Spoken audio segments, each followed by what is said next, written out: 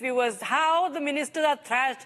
Okay, he's very much injured. He's critically injured. He's an old man. He's critically injured. And he has been injured by these protesters, viewers. This is the foreign minister, as I'm told. And he's one of the ministers. And he has been very much critically injured.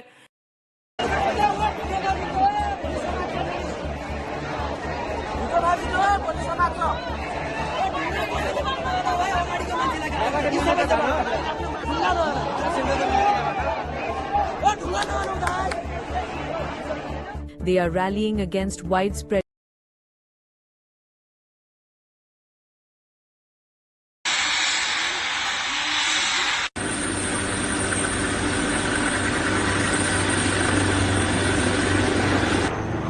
गोली भाग्यो यही हो गोली उनके helicopter guys यही हो खाद्य साला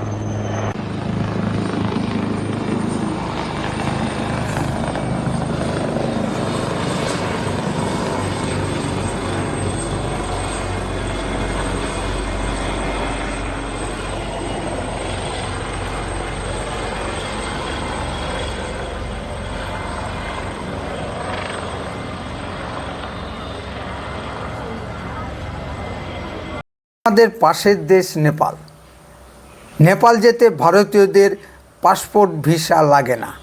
আবার নেপালিরা ভারতীয় সেনাবাহিনীতে ও অন্যান্য সেক্টরে গৌরবজনকভাবে কাজ করছে।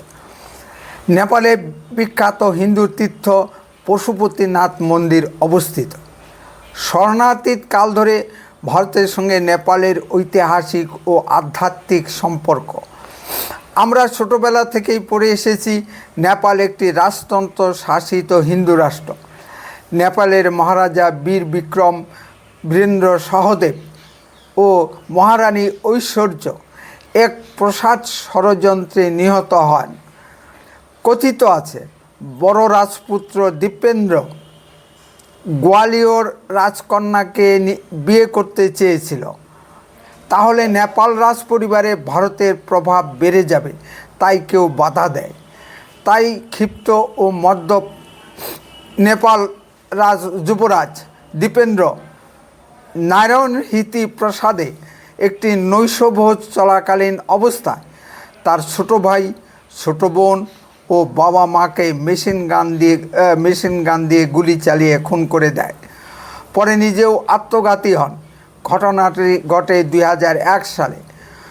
ঘটনার তথ্য অনুসন্ধানের জন্য একটি তদন্ত কমিশন গঠন করা হয়েছিল, কিন্তু 15 দিনের মাথায় সেই তদন্ত কমিশনের কাজ বন্ধ করে দেওয়া হয় কোনো এক অজ্ঞাত কারণে।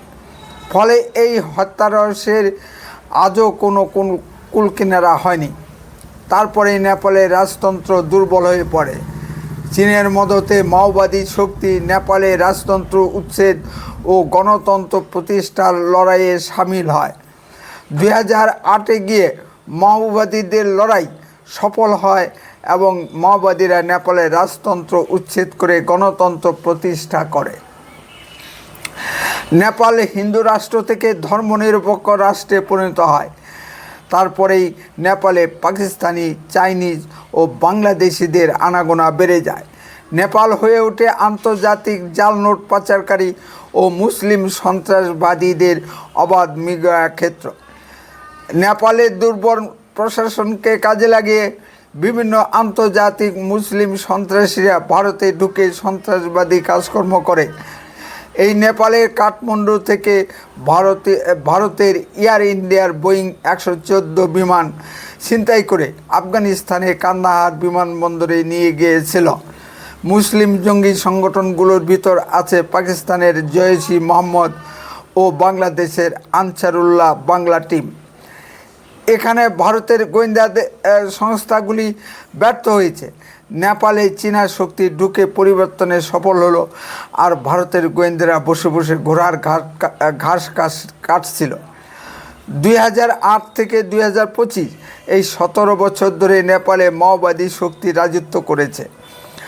গণতন্ত্রে যেমন দেখা যায় একজন রাজার পরিবর্তে লাখ লাখ রাজার অধীনে শাসন শোষণ চলে, কিন্তু রাজতন্ত্রে একজন রাজার শাসন শোষণ চলে। কোনটি ভালো কোনটি মন্দ দর্শক আপনারাই বিচার করবেন। আমাদের পশ্চিমবঙ্গের দিকে তাকিয়ে দেখুন, যে এক পয়সার তৃণমূল নেতা সেও চুরি করে, আবার মমতা ব্যানার্জিও চুরি করে। সব গণতন্ত্রের নামে চলছে। এখনও অনেক পুরনো রাজবংশী লোকদের মুখে শোনা যায়, কুচবিহারের রাজার শাসনামলে আমরা সুখে শান্তিতে ছিলাম। রাজবংশী বুদ্ধিজীবী ও পদ্মশ্রী প্রাপক সর্বজন শ্রদ্ধেয় শিক্ষক শ্রী ধর্মনারায়ণ বর্মার মুখ থেকে কুচবিহারের রাজাদের প্রশংসা শোনা যায়। কুচবিহারের বর্তমান রাজা তৃণমূল নেতাদের লোকে ঘৃণার চোখে দেখে। শাসক দল মাওবাদী হলেও কি হবে, চুরি চামারি স্বজন পোষণ ও দুর্নীতিতে ওস্তাদ। বর্তমান নেপালের প্রধানমন্ত্রী কেপি শর্মা ওলির বিরুদ্ধেও দুর্নীতি ও স্বজন পোষণের অভিযোগ উঠেছে। দেশের মানুষকে যদি স্বাভিমান, নৈতিকতা ও দেশপ্রেমের শিক্ষা না দেওয়া যায় তবে দেশ অচিরেই দুর্বল হয়ে পড়বে এবং দেশের স্বাধীনতা সার্বভৌমত্ব বিপন্ন হয়ে পড়বে। দেশ বিদেশের পদানত হবে। নেপালে বড় শিল্প বলে কিছু গড়ে ওঠেনি। কর্মসংস্থান বলতে কিছু সরকারি চাকরি, সেখানেও পশ্চিমবঙ্গের মতো সীমাহীন দুর্নীতি ও স্বজন পোষণ। ফলে নেপালের তরুণ প্রজন্ম ক্ষিপ্ত হবে না কেন? ভারতীয় উপমহাদেশগুলোতে দুর্নীতি একটি বিরাট সমস্যা হয়ে দাঁড়িয়েছে। চীনে পাইকারি হারে ফাঁসি দিয়েও দুর্নীতির গোড়া উপড়ে ফেলা যাচ্ছে না। সুতরাং নেপালের শাসকবর্গ আর বাদ থাকবে কেন? নেপালের জনগণ কেপি শর্মা ওলি সরকারের উপর চরম অসন্তুষ্ট। তারা শুধু একটা ইস্যু খুঁজছিল। সম্প্রতি নেপাল সরকার এক অধ্যাদেশ জারি করে ফেসবুক, ইউটিউব, টুইটার এ ধরনের 26টি সামাজিক যোগাযোগ মাধ্যম বন্ধ করে দিয়েছে চীনের নির্দেশে। শুধু আমেরিকার অ্যাপগুলো বন্ধ করে দিয়েছে, চাইনিজ অ্যাপগুলো বন্ধ করেনি। আমেরিকার অ্যাপগুলো নেপালি যুব সম্প্রদায়ের ইনকামের একমাত্র সোর্স। ফলে নেপালের যুব সম্প্রদায় সরাসরি রাগ গিয়ে পড়ে কেপি শর্মা ওলি সরকারের বিরুদ্ধে। লাখো যুবক রাস্তায় নেমে এসে কাঠমান্ডুর সংসদ ভবনের দিকে এগিয়ে যেতে থাকে। তারা নেপালের সংসদ ভবন দখল করে আগুন লাগিয়ে দেয়। নিরাপত্তা রক্ষীর গুলিতে 22 জন নিহত। এই সংখ্যাটা বেসরকারি সূত্রে প্রাপ্ত। নিহতের সংখ্যা অনেক বেশি, আহত হাজার হাজার। বিক্ষুব্ধ জনতার ভিতর থেকে নেপালে রাজতন্ত্র ফিরিয়ে আনার দাবি উঠেছে। সেটা এখন সম্ভব কিনা জানি না। নেপালের যুব সম্প্রদায় যে কোনো রাজনৈতিক দলের অফিস পুড়িয়ে দিচ্ছে। নেপালের কমিউনিস্ট কংগ্রেস নেতাদের প্রত্যেকের বাড়িতে আগুন লাগিয়ে দিচ্ছে। নেতাদের যাকে যেখানে পাওয়া যাচ্ছে তাদেরকে ধরে পেটাচ্ছে। বর্তমান অর্থমন্ত্রীকে রাস্তায় ফেলে পেটানো হয়েছে। এক প্রাক্তন প্রধানমন্ত্রীর বাড়িতে আগুন লাগিয়ে দেওয়ার ফলে তার স্ত্রী আগুনে পুড়ে মারা গেছেন। সংসদ ভবন, রাষ্ট্রপতি ভবন, হাইকোর্ট, সুপ্রিম কোর্ট আগুন লাগিয়ে দিয়েছে বিক্ষুব্ধ জনতা। প্রধানমন্ত্রী কেপি শর্মা ওলি ভারতে আশ্রয় চেয়েছিল। ভারত আশ্রয় দিতে অস্বীকার করেছেন। তিনি চীনপন্থী বলে পরিচিত, কিন্তু চীনও আশ্রয় দেয়নি। সেফ করিডোর নিয়ে তিনি পদত্যাগ করে দুবাই পালিয়ে গেছেন। নেপালের শাসনতন্ত্র এখন সেনাবাহিনীর হাতে।